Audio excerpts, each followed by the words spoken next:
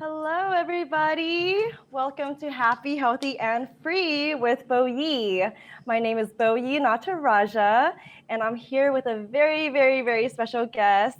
His name is Professor Spira. A lot of you already know him, but he's new to my audience, and I'm just so excited. I just want to say that right now, so in case I get flustered or I start blushing or I pass out, that's why, because I'm a huge fan.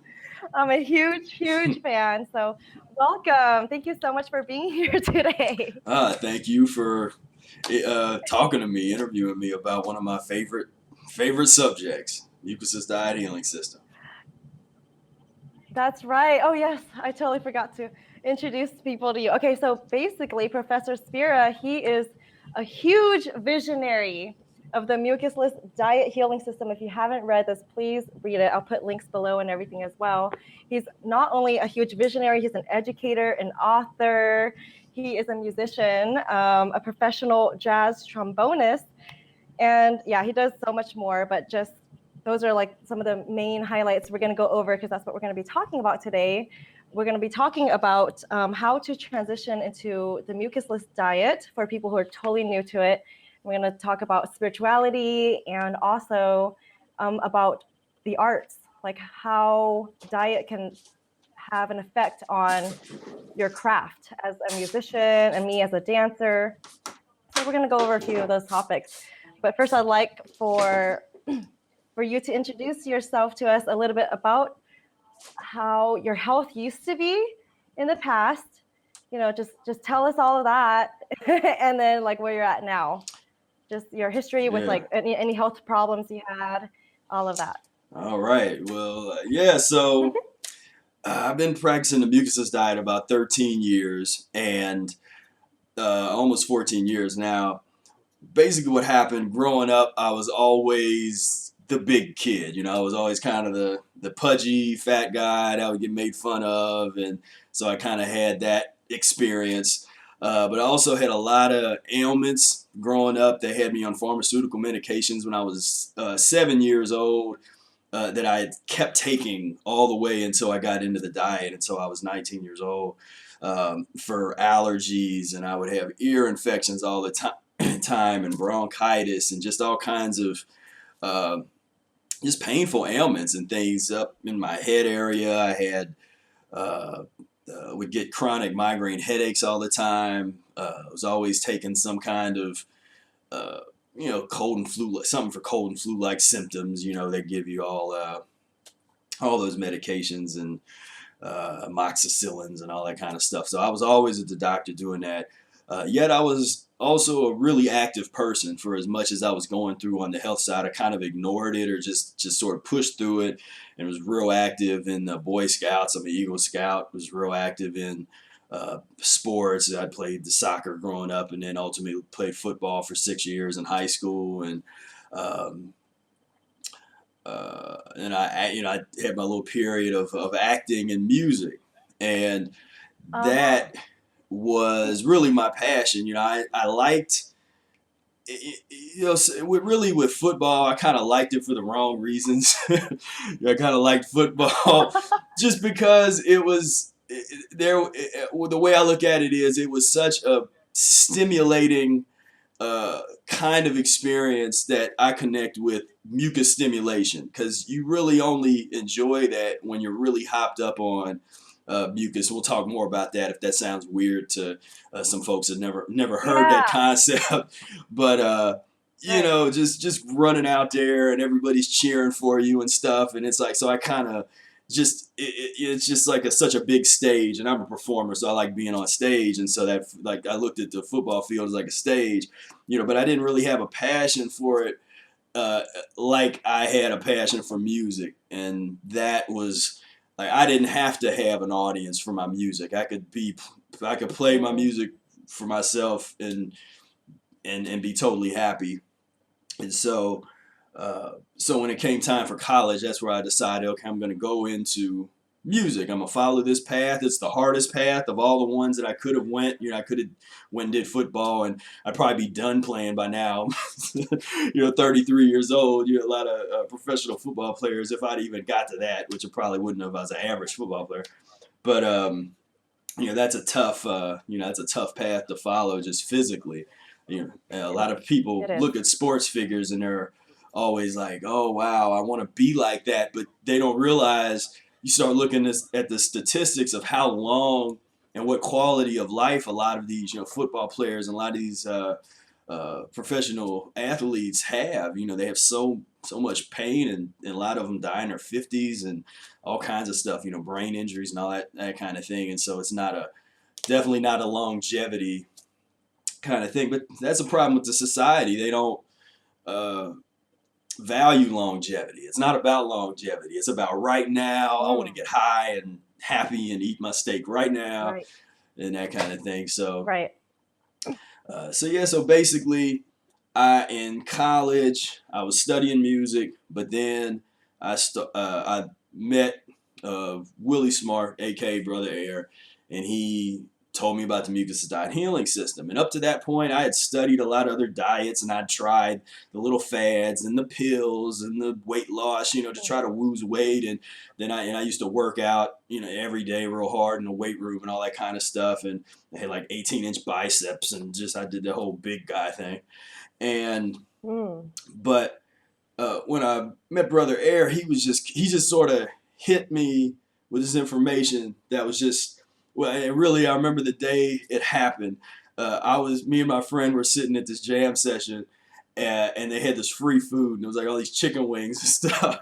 And so I had this big thing of chicken wings in front of me, and I'm just eating, and I look over at Brother Air, and he just kind of looks at us with this look like he's got to say something now, because he had sort of held his tongue for a long time and didn't really want to get into it, much. Right. But this time he just was like, no, I got to say something now. And so he was like, well, he just started. I don't even remember the details of what he said, but all I remember is as he was talking, my hand kept getting slower to the point where I was no longer eating those chicken wings on that plate. And Right. and so that changed my life. I went after that, was inspired to go get the Mucusless Diet Healing System, and read it. And I knew before I ever read it, like I had a feeling that this was going to change my life, that this was going to be everything was going to change after I read it. So I kind of, like a lot of people do, right before I read it, I had like my last meals and kind of just went out and just sort of splurged, like, all right, this is it. Because I have a feeling that after I read this book, this world is going to look so different to me. And that's what happened. And so there was a few things that led up to that, as far as I was into self-help, even though in high school I did the high school thing and had this, football player public image and did my music and stuff. But then I was also into self-help, and I started reading up on different spiritual principles and studying religions of the world. And I studied Kriya Yoga for a minute, and Sedona method, and all these different things, and that kind of led me to the Mucusless diet. By the time I got to the Mucusless diet, I was ready for it, kind of from my path, took me through these other modalities, and then it was like, okay, well, this is what I needed. Like, this was what was missing from the yoga or from, any of these other disciplines. Beautiful. Wow, thank you for sharing all of that. So can you tell, because I was reading, your bio and your books. So your heaviest weight, it was in the book, it's a 290, right? Yeah. I really got up to 300, but I don't even list that. I probably should have just said 300, but I didn't want to I was 280 for a long time, and then at my worst, I don't know how long I was, maybe up in between 290 and 300, but I did get up that heavy, because I even think I went to the doctor and they had me at like 300 when they weigh you and stuff. And so that was my heaviest. And it wasn't good, because I was starting to develop like a double chin, and I was going down the path of becoming obese, because in high school I always worked out a lot, and and I didn't eat as bad as I started to eat once I got into college, because everybody does. You call it, the college let's say the freshman 15 or whatever, where everybody kind of gains weight. And I've watched a lot of people go from looking okay after high school to after that first year of college, they destroy their body. Just Yes. and Yes. and so with me, of course, because I was such a glutton, instead of 15 pounds, I gained like 30 pounds. So that's why I went from 250 up to 280 and just sort of was up there. And it was interesting. Just what later on, what I was kind of touching on before is the way that we look at the eating process, and when you're eating things that are unnatural, is they essentially are stimulants. They stimulate you and Yes. and make you high. Now Mhm. we're using the word high just to say any kind of altered state of consciousness. So we're not sort of using the scientific definition of like an upper and a downer and all that. It's all Mhm. drugs and it's all making you high. So when you eat Definitely. mucus or pus, so say you eat like a hamburger, first of all, your body doesn't need it. It can't use it. You've been Mhm. taught that it can. Right. You've been taught that, oh, you need this, and which that would be some kind of strange alchemy if your body actually could use dead animal flesh. Turn something Mm. dead that's Mm. like slimy and sort of to put that in your body and Right. turn that into like life. That doesn't even actually make any sense, just if you think about it. But they True. I never even thought of it like that. Yes. right. Yes. I mean, they've come up with this entire theoretical construct within medical science, that kind of thing, and human physiology and stuff. But it's based on wrong assumptions. If you base an entire science on a wrong theory, then you have to go back and reevaluate it, retest the theory, and when you do that, it could change everything. And that's what folks like Thomas Everything. Kuhn, if people like read, if they're into reading, check that book out, the Structure of Scientific Revolutions, where science becomes that, because everybody likes to say, well, something that's not scientific, or this is like, I mean, most of the people that say that, when they say, oh, well, that's not really scientific, first of all, they're not scientists. They're not up on what is going on within the academic science community. They're not reading the scientific journals and stuff. They saw something on BuzzFeed or something and they're reading, Right. Right. according to Mhm. one study. It's like, but it's not about one study. If you actually want to have a conversation about science, you have to deal with repeated studies over, a dozen studies on the same thing. Then we can have a conversation about, okay, well, let's look at that. But again, when the other problem with that is, whatever you want to prove, you can find a scientific study to support whatever it is you want to try to prove to somebody. So if you're a vegan, you Mhm. can find scientific studies say, oh, veganism is what it is. If you're a meat eater, you can find meat eating, scientific studies, paleo scientific. I mean, you can find whatever you want that's done by accredited people.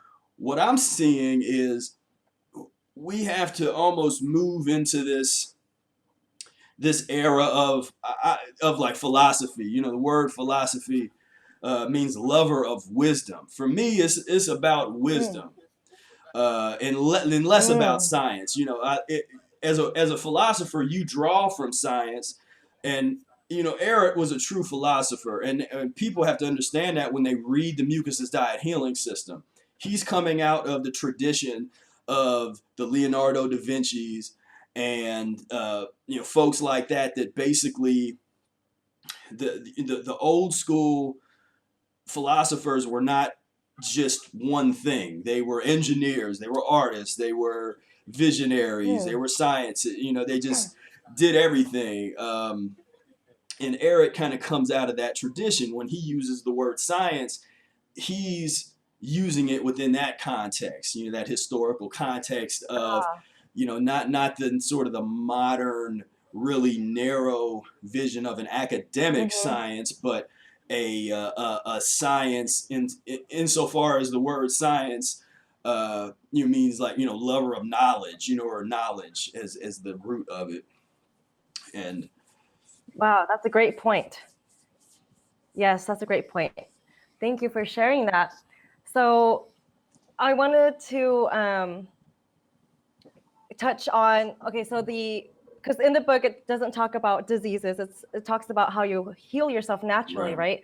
So what are some of the conditions that you healed yourself from? You said you had diabetes and the asthma, all of that. So you've healed yourself from all of those conditions. I didn't specifically have diabetes, but or at least, or they didn't tell me that. They didn't use that word with me, you know, because a lot of these things are words, and what we try to do is say, okay, the symptoms are real. So whatever you're going through, you can sort of identify what those symptoms are. If it helps that you look at what certain symptoms go along with certain so-called diseases, that might be able to be useful to you in Mucusless Diet. And of course, I always had to give the disclaimer: I'm not giving any kind of medical advice. Go somewhere else, go to a doctor, whatever, if that's what you want. But if you're interested in, you know, a natural path of healing and some other options that have helped other people do things within their life, then this is the information for you. But yeah, I had chronic bronchitis all the time. I was always sick, always blowing my nose. I would go through, I mean, it was common for me within a week to maybe go through 2 or 3 boxes of tissues. And then if I was actually sick, I could go through 2 or 3 boxes of tissues a day. It was just my nose was just running and running and running. And, you know, the post-nasal drip is, I mean, there's certain things that people don't even talk about that are the most uncomfortable. You know, there's nothing like that post-nasal drip where that's just all sore in the back of your throat and your sinuses. And I just thought that was normal. You know, I thought that was just my genetics. That's what I inherited, because my mother had been really sick. She passed away when I was in 6th grade, but I spent a lot of time with her in nursing homes and hospitals up until that point where she finally passed. And so I've really got a lot of, you know, just a lot of experience that a lot of young people don't get. And I saw a lot of things that most young people don't see just within that realm. And it definitely contributed to me being ready for the Mucusless Diet and this information, because you have to be ready for this. Physiologically, this is for everybody, because it is the human diet. But psychologically and spiritually, you know, and there's a lot of people that might not be ready yet for this. Yes. And I'd like to talk about that because, like you said, you have to be ready for it. It takes a lot of discipline. And to be honest, when I got these books, I flipped through them and things like that. And then there was a time when I was like, all right, I want to start, but I'm scared to even start. And I had them like sitting on the side of my bed, I don't know, for like a month or 2 months. Like they just sat there because I was scared to even like commit to something like this. And I knew this diet would work. It's just, like you said, it's scientifically proven based on that context you gave us with what science really is. And then it was a few months later after I got these books, I had messaged you and asked you, okay, specifically, how do you do the enemas then? Okay, I was finally ready to start. And so my question is, actually, first, I would love to have you explain to my audience what that formula is, that equation is, with, you know, like what you put in, what you put out. Because once I got that equation through my head, I was like, oh my God, that makes sense. That's why all these fad diets really don't work. Because I did the fruitarianism, I did the raw vegan, and I thought, okay, this is the one.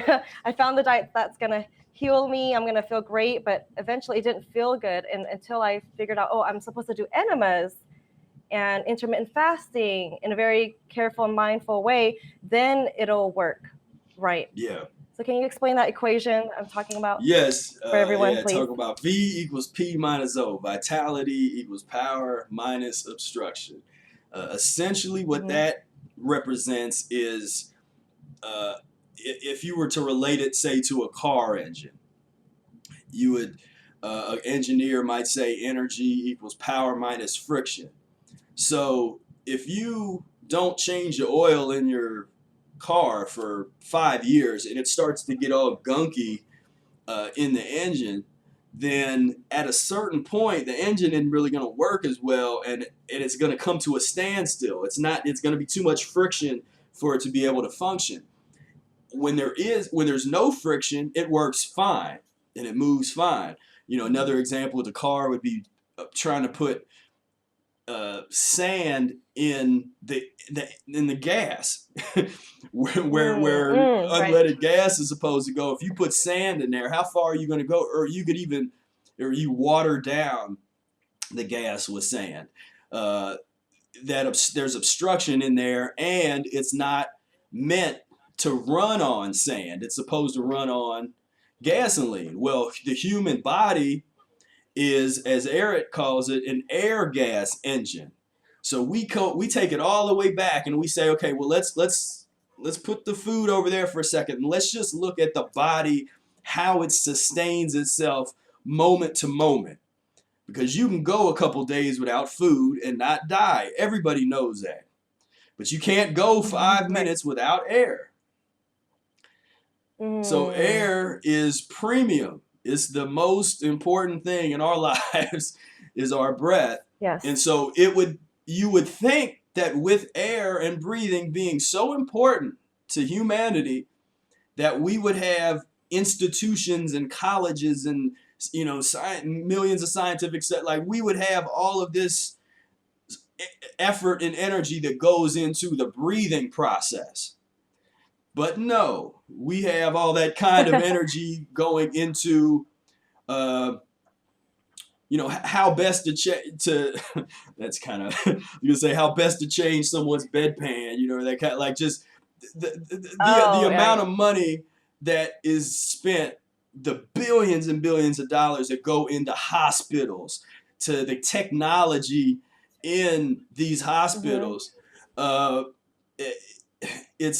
If we were to take just a portion of that money and put it into the science of breath, redirect the value system just a little bit to what's important, because it's important to take, especially the degree to which we've gotten ourselves in this mess as humans, where we've gotten so far away from nature. We got to take care of ourselves. We got to take care of our sick people. So fine, but let's start putting, because first of all, one of the worst, saddest things in the society to me is hospitals that serve. You walk into a hospital, there's a Coke machine at an institution of healing. You got a Coke machine. You got all kinds of treats and goodies machine, and you go in, and what are they serving people? I don't see big salads. I don't see a lot of fruit. I might see a fruit cup with fruit and corn syrup, and then they'll have some kind of meat concoction, meatloaf, and and maybe some canned vegetables or something, and that's the meal that they're trying to give people for healing. I mean, that you don't have to look no further than that to see that all of these so-called authorities don't know nothing about healing, about what's going on when it comes to real, true healing. Yes. Right. When I step into hospitals, like visit a friend or something, that just always floors me. I'm just like, oh my God, I can't believe this. But like I said before, you're a visionary and so am I. And I feel like just spreading this awareness, this education, it can help a lot of people, whoever it touches and makes sense to, and whoever's ready to hear this. So going back to that formula, just want to talk more specifically about, ever since I implemented the daily enemas, I've just been seeing like the huge change, and that was a missing link to why the previous diets didn't really work for me. Like they didn't last. I didn't feel so good after a period of time, but I'm not 100% on the mucusless diet yet. I'm still transitioning, but just the enemas alone, I can feel a huge difference. So I just wanted to emphasize that to people who are thinking of switching their diets. What would you say? Would you say it's, not, maybe even not safe to transition into a diet without the irrigation, the colon irrigation? Yeah. Right. I mean, it's such an important aspect of the of just the whole cleansing process. It's the missing link for a lot of people, a lot of folks that are trying to get into the raw foodism and getting into all these different systems. They, some of them are really against enemas or colon irrigation or anything along those lines, and they're against it, having not ever tried it or done it. They've listened to, Oh. because the thing about that is we're really the only people that someone could talk to about doing enemas for long periods of time, because people say, well, I read something online, or I heard something, my Oh. doctor who has 32 feet of impacted intestines told By the me, way. by the way, yeah, told Yes. me that I'll get addicted to it, or I'll do this, or I won't be able to go to the bathroom on my own, or whatever it was that they said. Hmm. But they never tried it. And Right. we've tried, we're the ones that have done it for years and years. And Just a few months for me, but you've done, yeah, for yeah. years. So Yes. what I tell people is basically just do it for 2 weeks, so you don't have to, Hmm. worry about like, oh, I got to do this forever. Just do it every day for 2 weeks. And Hmm. along with changing your diet up, so you're eating, you don't have to be totally mucus free, but look at the methodology that Eric explains, that he expounds upon. That, Hmm. when you put your trust in the system and really work the system.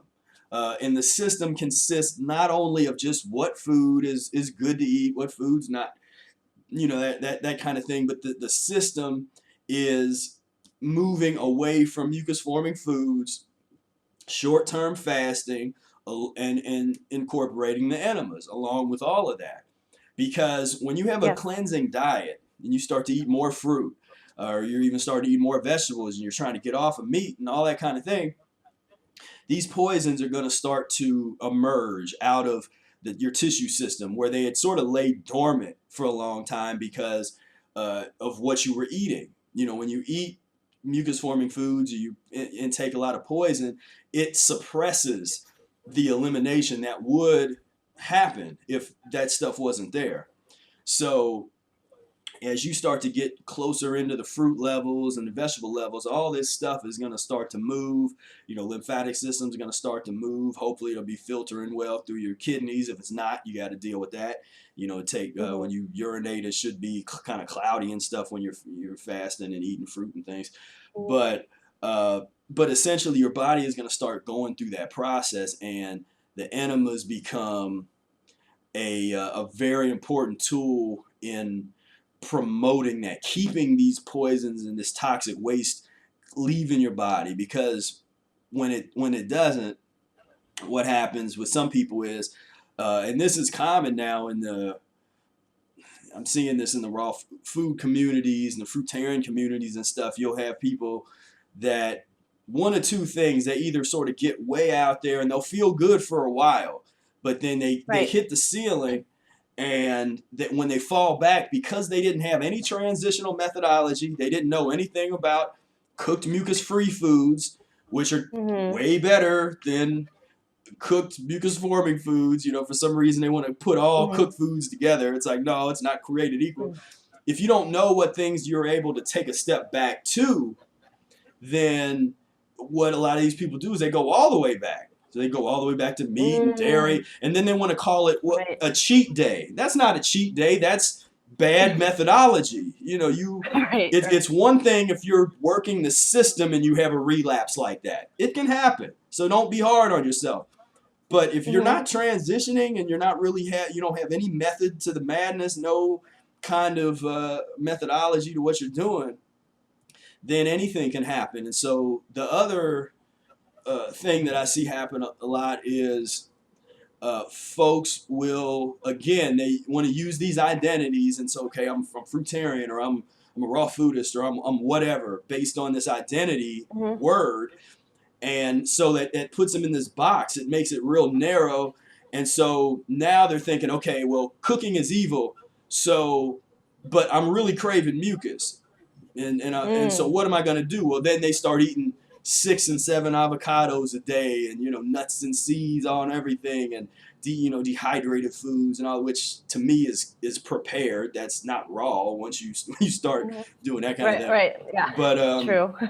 so that's where we come in and we say, look, we're the proper way to frame this and understand it is that we are practitioners of whatever it is we are trying to do. So I'm a practitioner of the Mucusless Diet Healing System, the whole system. And that means there are periods of time when I do eat what a fruitarian level diet. There are times when I'm fasting maybe for long periods of time. I might be water fasting, I might be juice fasting, I might be dry fasting, all within the context of the system. There might be times where I take a step back and maybe I eat some processed vegan foods, like, oh dear, part of the transition. The thing to understand is some items, there's always a better item to eat than the worst things you're eating. So if you're still craving meat, then there are things that you can eat that will satisfy you, make you full. I've never been hungry on the Mucusless Diet Healing System. I've never tried to restrict when I'm eating my vegetable meals and the mucus lean and that kind of stuff. I've never tried to I'm like kind of gritting my teeth. I've never done that. But at the same time, because I use the methodology properly, I've done long fasts. I've done 6-month long juice fasts. I don't promote that. I don't tell other people to do that. But I'm just saying I've been there, and so I know what that's about. And I didn't try to do that. I didn't and that was before the days of when I first started. That was before the days of YouTube. So because now everybody wants to do these things and then kind of report on them as they go, where they're like, this is day 40 of my such and such fast. I'm like, my thing was being quiet about it. I didn't talk about my fasting. If people ask me about it or notice that I'm not eating anything, then I'm gonna be open and talk about my lifestyle, because I'm not gonna be walking on eggshells around people and as far as like, oh, I can't talk about it. Like, I just don't want to live like that. But I didn't have this ego trip of like, okay, let me tell everybody what I'm doing, and I'm doing this long fast or whatever. It's like, no, I'm gonna just stay quiet about it and just Oh, cool. When you did your 6-month fast, did you have that timeline, premeditated, or it happened to end up being 6 months? Yeah, it was not premeditated at all. It was based on the vibration. I mean, I actually did it 3 times. I did it 3 years in a row. Wow. So if people thought the first year was a fluke, then I kept doing it, and it was like just blowing people's minds. Like, what is going on? But I never planned to do it, and that's the difference. Where a lot of people say, okay, I'm going to plan on this. What I liked about Eric's methodology was, it's one thing if you say, okay, this weekend my intention is to do a 24-hour fast, or my intention is to do a 48-hour fast, or whatever, or fast for 3 days. That's okay, but don't put a whole bunch of pressure on yourself, because life happens, and you have to be in a certain frame of mind, and things have to work out properly in your life to really be able to get into these different fasting levels. So if something happens, you might not be able to fast when you wanted to, so you don't want to get wedded to a thing. And I've never been into those long-term goals of, okay, I'm going to fast for 10 days. I'm going to do a 21-day cleanse. Like, my thing is just day by day, take it one day at a time, 1 hour at a time, and just be mindful, look inward, be mindful of my breath throughout the process. And the thing that really fed me at that point was my music. So my music was a huge part of me being able to do those fasts. The other huge part was the community. This brother Air, he was doing long-term fasting, and so I was kind of plugging into him. There was a couple other of us that were, there was someone else who was doing like a couple months worth of fast. So there was a vibration going on, and everybody was plugging into everybody else. And wow, there's a science there that we have to uncover that is under discussed and understood. We just don't really know enough about why does that work. And it's different from like if you do a Facebook thing and you're like, okay, join me on such and such a weekend and let's all fast together. Like, no, this wasn't Mm, that. This mm-hmm. was like Right. a deep like spiritual connection that you didn't try to do. It just happened and Mm, you showed up. Basically you were prepared to do what you needed to do, because that was my thing. Was mentally I did a lot of work throughout the process of the mucusless diet. I was always trying to get myself mentally prepared for the next level and to not be scared when it happened. So to not be scared when all of a sudden, oh wow, this really does work. I am able to fast, or I am able to not eat meat or whatever. I wanted to always be pushing forward and not with whatever was thrown my way. I didn't want to be caught off guard. I was just sort of just ready, and prepare for whatever was coming. beautiful. Yes. Yes, it does take a lot of mental strength to do something like this. And you mentioned if someone falls off the path or the system for a moment, to not be so hard on themselves, because it really doesn't help, that extra pressure. And pressure of any kind, like just saying, okay, I'm going to do it for 21 days or 30 days. It's really unnecessary. And it takes away from the fact of why you're doing the diet to begin with. Because for me, I want to transition into this because I want to feel really good. I want to heal my body more and more and more. So when we have a certain goal and it's really not serving us, for whatever reason, like maybe it's too long or it's just not appropriate at this time, Mm, then we're not even doing it for the right reasons anymore. It's more for ego. It's like, oh, I did the goal, but okay, well now you're suffering because like maybe you shouldn't have gone that long or something like that, right. right? So that's a good point, to not put extra pressure. But I wanted to move into the music. You mentioned when you did that fast, music was what kept you going with that. So can you tell us a little bit about how you approached music, how music became different for you once you changed your diet? Like, was there a difference? And if there was, what was it? Yeah. It was really different. I could feel vibration totally different, and that makes sense. We don't think about that. You're changing your body chemistry, and when you remove obstruction, you're becoming Mm, more sensitive. You're able to feel vibrations yes. on such a high level, and at the same time, I was with the studies and the things that I was doing, I was becoming much more sensitive to to Mm, listening. A lot of the listening exercises that I do, I was working on like perfect pitch exercises and relative pitch and music theory and all this stuff, which is honing your skills. And then just every day, just improvising. I sit down at the piano and just start playing whatever I feel like playing. Because that's kind of my thing, is improvisation. Uh, and ah, so that's sort of my forte. It's what I'm great at. I'm not a great music reader. I can read, but I'm not uh-huh. I'm not necessarily the first person that you want to call if you got to read a whole bunch of complicated musical things. But anything related to improvisation and just that realm of creativity, that's where I really thrive. And what just starts to happen is the music feeds in to uh, uh, the music basically feeds into what you are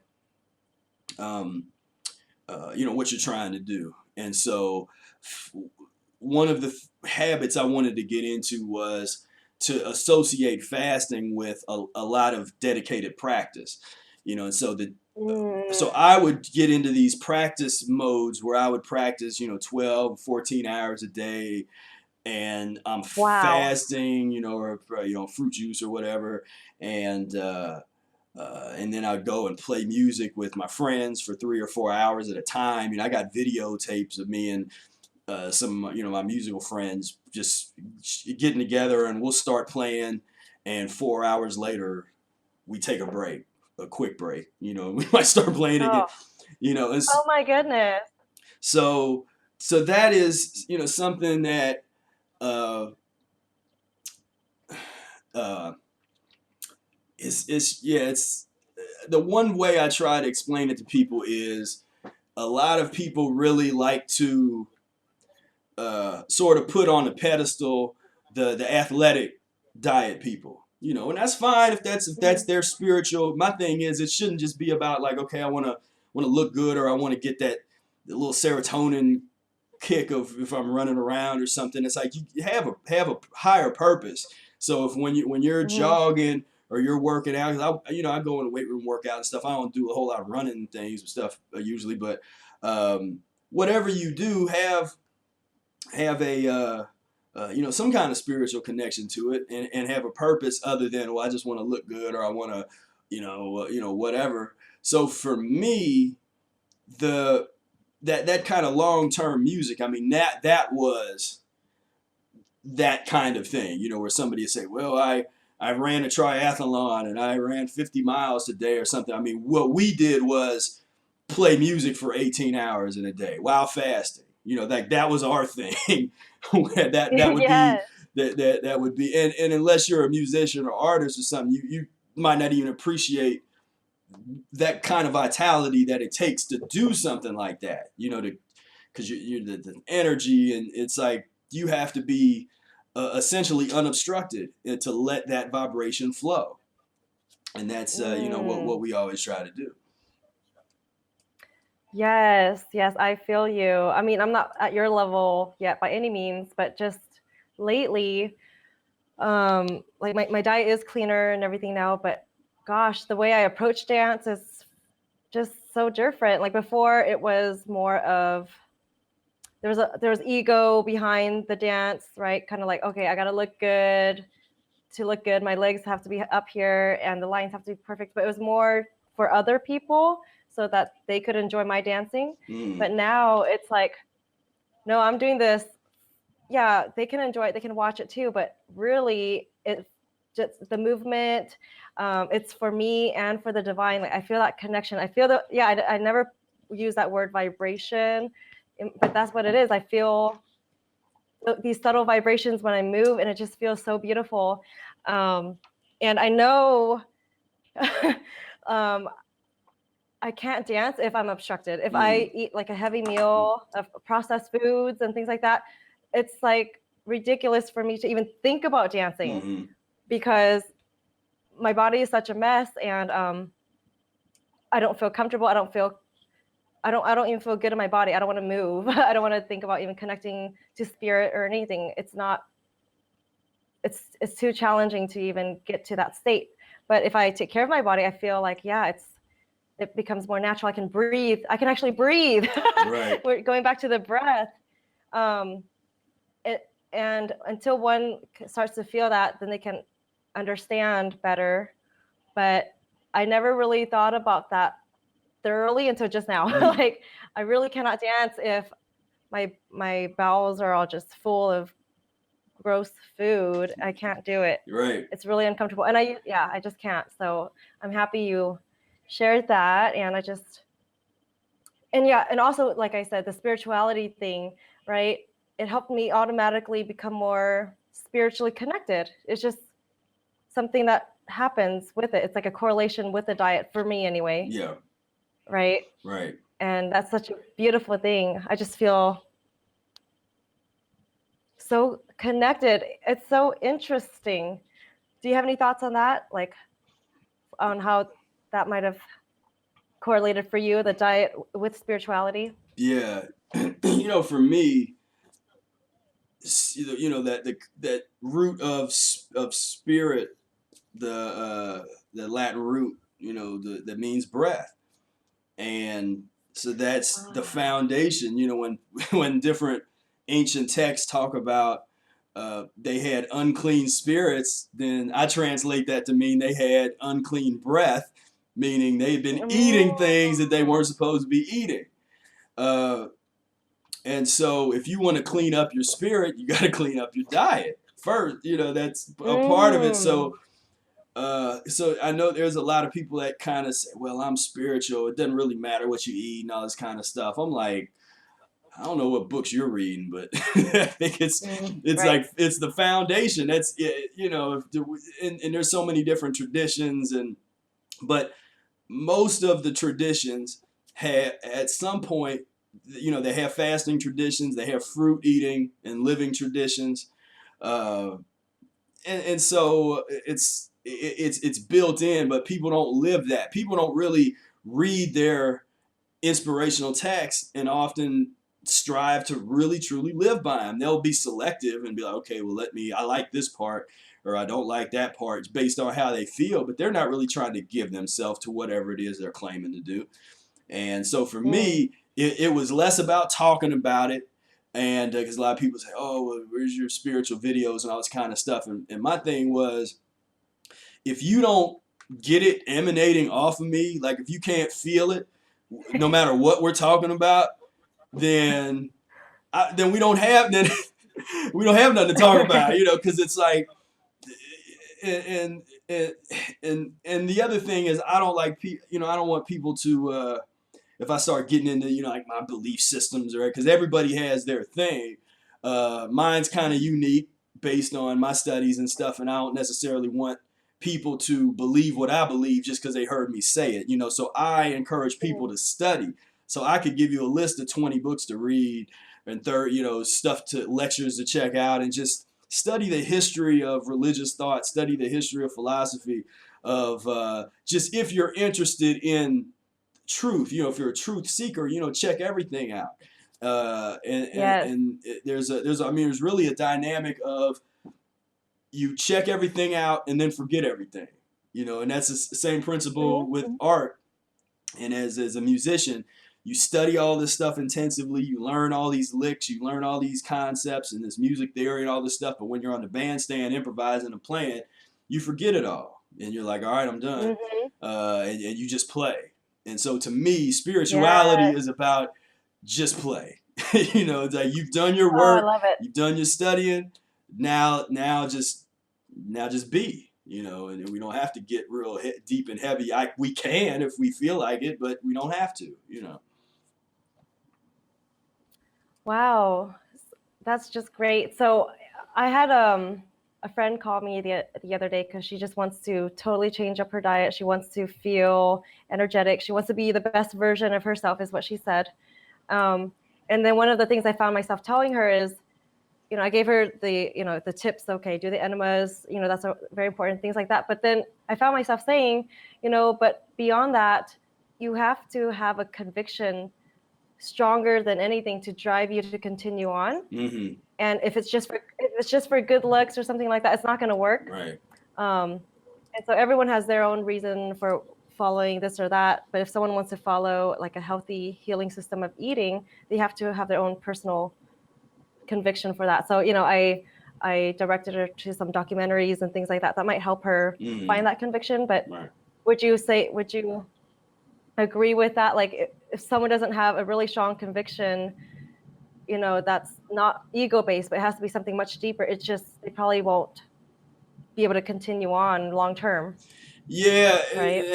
and but the caveat to that is I think there also has to be a willingness to change and a level of open-mindedness, because there's a lot of people that have strong convictions based on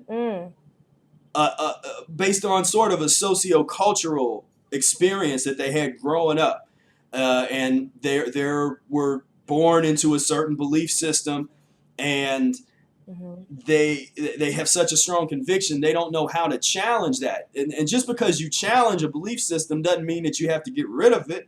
But as educated beings that are truth seekers, we should be able to challenge those, especially as we grow and we become more mature. You know, we should be able to check out the histories of these different systems of thought. And so for me, the conviction to find truth is important. You know, to say not just necessarily conviction in anything, but committed to searching out the Yes. truth and understanding that, you know, things like books and lectures and people can be helpful guides, but ultimately you got to find it within yourself, so you can use these things as guides, but at the end of the day, it's going to come out of you. That's right. That's so beautiful. Thank you so much. We covered so much today, and I just want to have my audience be able to, look more into this and be able to contact you. Oh, I need to let everyone know. Can you please tell everyone about how you are coming to Sacramento this weekend and some details about that?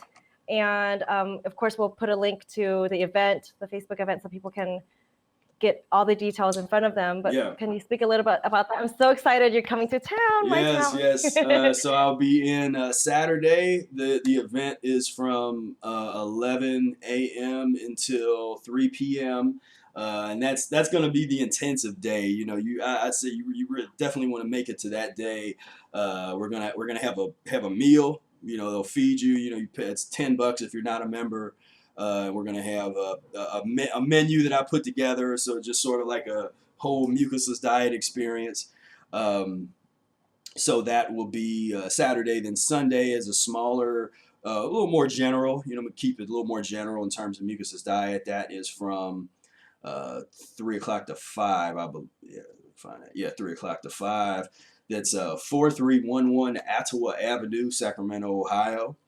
And I'm looking forward to coming. Definitely. Yay! We can't wait to have you. So, okay, one last question. So if you were to say something to the community, like someone who's aspiring to make changes in their diet, but they feel just totally overwhelmed, what would you say to them? I would say, start with square one. Start with the book. Start with the annotated Mucusless Diet Healing System. Get yourself a copy. That's super important. And then kind of go from there, and let that inspire you. When you read the book, you got to be open and really kind of put some of your other belief systems on the mantelpiece for a moment and just really check out what he has to say. And you don't have to agree with everything, because again, it's philosophy. So you have to understand that tradition of philosophy. So you don't have to believe everything he said, particularly in the philosophical area. There's a lot that I agree with, some things that I don't. And there's some things that I didn't agree with at first. And then after practicing the diet for several years, I saw exactly what he was saying.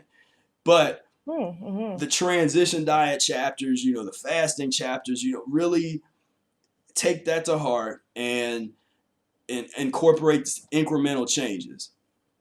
And beautiful. And that so I would say that don't be hard on yourself. Just taking one step at a time, one day at a time. And if you take one step in the direction of the mucusless diet, it's going to take 3 steps towards you. Yes, I agree.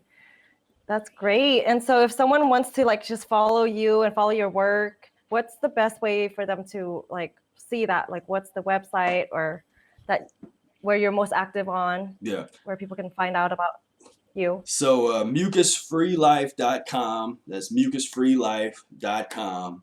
That's the main spot you can go. If there might be a link down below. You join my Insiders Club mailing list. That's how you can get a lot of deals and different, kind of special videos, special sales, all that kind of stuff for people that's on that mailing list. And I'm on Facebook, Professor Spira fan page. We have Professor Spira Professor Arnold Air and the Mucusless Diet Healing System Facebook support group, and that's always growing. A lot of people are really that's been a labor of love over the years, because it started off with nobody, and then 10 people in the group, and I used to actually comment to myself. You see, you tell that I grew up as an only child, but I had to comment to myself and sort of just entertain myself with different accounts, because there was nobody wanted to talk about the mucusless diet. So I had to sort of just like the transition methodology, I sort of had to slowly get people into talking about the diet and interested in it and that kind of thing. And so, but yeah, check that out. If you try to join the group, but you notice that I don't let you in right away, send me a message either on my Professor Spira Facebook or something like that, because I've kind of let things back up because I didn't want to let too many people in at once. But I did put a note that, if you're really serious and you want to get in there, send me a message and I'll let you right in. So that's totally. Oh, great. I didn't know about that group. Yeah. Support is essential for this transition. So I'm so happy you have that. And I will be joining. I'll send you a little message. Yeah. So thank you so much. I'm so honored I got to speak with you and explore all these different topics. And I really look forward to meeting you in person this weekend. And I'll be there both days. I'll be bringing friends along. Great. And yes, so goodness gracious. Thank you. What's that quote you always say at the end of like all your quotes and your books? What is it? Can you end with that? Because that's just so beautiful. Let's end with that. All right. So that is peace, love, and breath. Oh, yes. Thank you. Peace, love, and breath. Mwah. Thank you so much for being here on my channel today. And we'll share this on both channels. Oh. And I will join you on this quest because I already feel it. And I've barely even stepped on. It's already helped me so much. So thank you so much and have a beautiful day. Blessings. All right, you too. Take care. Thank you too. Bye-bye.